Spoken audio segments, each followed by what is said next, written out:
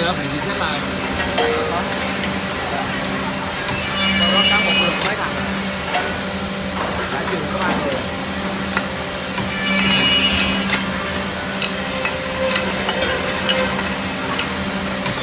Máy này nhanh nhất, máy vô trên thì cũng 30 phút cơ hết mà, giống lấy từ cơ quá nhưng mà ai có mỗi thằng 30 phút, đằng này thì nó khoảng 10 phút thôi.